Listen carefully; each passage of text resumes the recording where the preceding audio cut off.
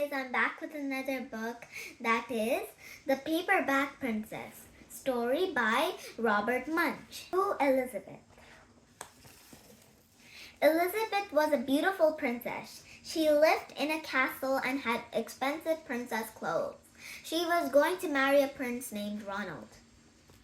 Unfortunately, a dragon smashed her castle and burned all her clothes with his fiery breath and carried off Prince Ronald. Elizabeth decided to chase the dragon and get Ronald back. She looked everywhere for something to wear, but the only thing she could find that was not burned was a paper bag. So she put on the paper bag and followed the dragon. He was easy to follow because he left a trail of burnt forests and horses' bones. Finally, Elizabeth came to a cave with a large door that had a huge knocker on it. She took hold of the knocker and banged on the door. The dragon was stuck his nose out of the door and said, "Well, a princess. I love to eat princesses, but I have already eaten a whole castle today. I'm a very busy dragon. Come back tomorrow." He slammed the door so fast that Elizabeth almost got her nose caught.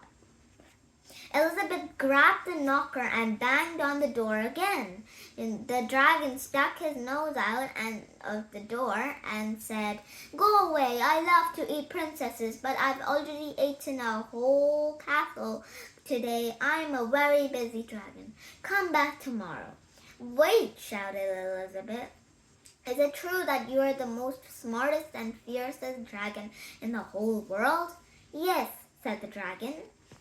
"Is it true," said Elizabeth, "that you can burn up 10 forces with your fiery breath?"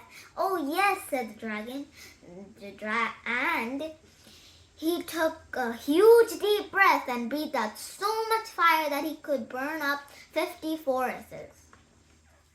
"Fantastic," said Elizabeth, and the dragon took another huge breath and breathed out so much fire that he burned up hundreds of forests. "Magnificent," said Elizabeth, and the dragon took another huge breath, but this time nothing came out. The dragon didn't even have enough fire to cook a meatball. Elizabeth said to the dragon, "Is it true that you can fly around the world in just 10 seconds? "Why, yes," said the dragon, and he jumped up and flew all the way around the world in just 10 seconds. He shouted he was very tired when he got back, but Elizabeth shouted, "Fantastic, do it again." So the dragon jumped up and flew around the whole world in just 20 seconds. When he got back, he was too tired to talk, and he lay down and went straight to sleep. Elizabeth whispered very softly, "Hey, dragon."